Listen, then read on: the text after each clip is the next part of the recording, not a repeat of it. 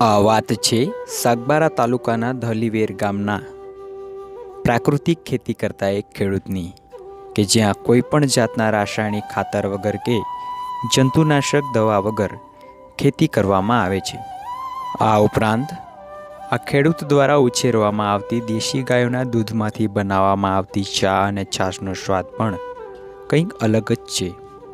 આ વર્ષે આ ખેડૂતો દ્વારા બ્લેક રાઈસ તરીકે જાણીતા ડાંગરની ખેતી કરવામાં આવી છે।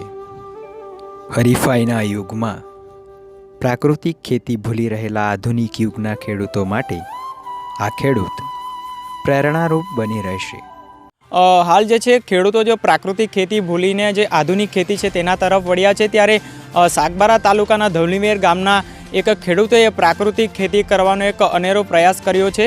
દ્રશ્યો બતાવવા માંગીશ આપને કે ખેડૂત દ્વારા જે છે બ્લેક રાઈસ તરીકે જાણીતી જાતનું વાવેતર અત્યારે કરવામાં આવી રહ્યું છે અને આ ખેડૂતો દ્વારા જે છે બ્લેક રાઈસનું વાવેતર આ વર્ષે કરવામાં આવ્યું છે અને તેમણે અન્ય ખેડૂતોને પણ એ સલાહ આપી છે કે તેમણે પણ પ્રાકૃતિક ખેતી તરફ વળવું જોઈએ અને જે આધુનિક ખેતી તરફ જઈ રહ્યા છે જેના કારણે જે માણસોમાં રોગોનું પ્રમાણ વધી રહ્યું છે તે પણ નિયંત્રિત કરી શકાય। આ સાથે ખેડૂતોને ખેતીમાં થતો જે ખર્ચ છે એ પણ બચાવી શકાય। હાલ જે છે ગ્રામીણ ટુડેની ટીમ જે છે સાગબારા તાલુકાના ધલીવેર ગામ ખાતે આવી પહોંચી છે અને અહીંયા એક આપણે સાથે ખેડૂત છે જેઓ પ્રાકૃતિક ખેતી કરે છે, તો સીધા જ એમની સાથે વાત કરવાનો પ્રયત્ન કરીશું। શું નામ છે આપનું અને કયા પ્રકારની ખેતી તમે કરો છો?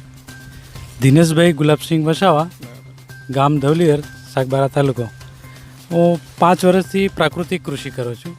પ્રાકૃતિક કૃષિ એટલે એમાં રાસાયણિક કૃષિ અને પ્રાકૃતિક કૃષિમાં બહુ ઘણો બધો ફેર છે। પ્રાકૃતિક કૃષિ એટલે એક પણ રૂપિયો એમાં ઇન્વેસ્ટ કરવો પડતો નથી કે ખેડૂત છે તો ખેડૂત પાસે એક ગાય તો હોય જ છે, એમ ગાય હોય બળદ હોય એટલે માર્કેટમાંથી ખાતર કે દવા લેવાની જરૂર નથી પડતી। ગોબર ગૌમૂત્રમાંથી અમે દવાનું નિર્માણ પણ કરીએ છીએ અને એને જમીનના જે બેક્ટેરિયા છે એમના ખોરાક માટે અમે જીવામૃતનો ઉપયોગ કરીએ છીએ। તે જીવામૃત આપવાથી જમીનની અંદર જે અળસીઓ આપણે નાશ પામ્યા કે પછી જમીનની અંદર સુષુપ્ત અવસ્થામાં ચાલી ગયા એ બધા અળસિયાઓ ફરીથી સજીવન થઈ ફરી જમીનને આપણે ફળદ્રુપ બનાવવા માટે એ ઉપયોગી છે। અળસિયા આપણા ખેડૂતના મિત્ર ગણાય છે, એમને માત્ર ખોરાકની જરૂર છે। આપણે આ રાસાયણિક દવા અને ખાતરથી એમનો નાશ કર્યો છે, તો ફરી પાછા આપણે પ્રાકૃતિક કૃષિ તરફ વળીએ અને રોગમુક્ત જીવન આપણું થાય, ઝેરમુક્ત જીવન થાય એવા પ્રયત્નો અમે ખેડૂત મિત્રો કરી રહ્યા છીએ।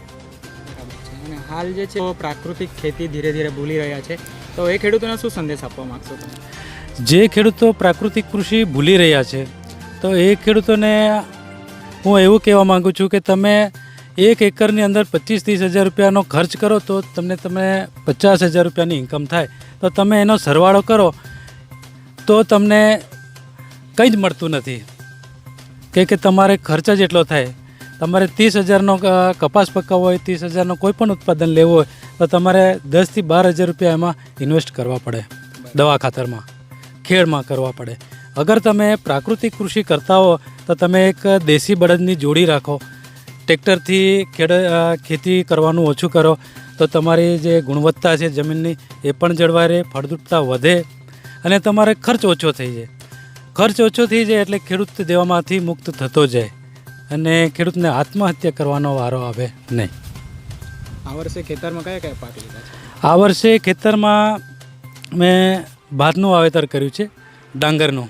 એમાં કાળા ચોખા, જે બ્લેક રાઈસ અને એક કૃષ્ણ કમત અને એક દેશી ભાત છે, લાલ ચોખા, લાલ કડા જે કહે છે, અને તુવેર છે, દેશી તુવેર।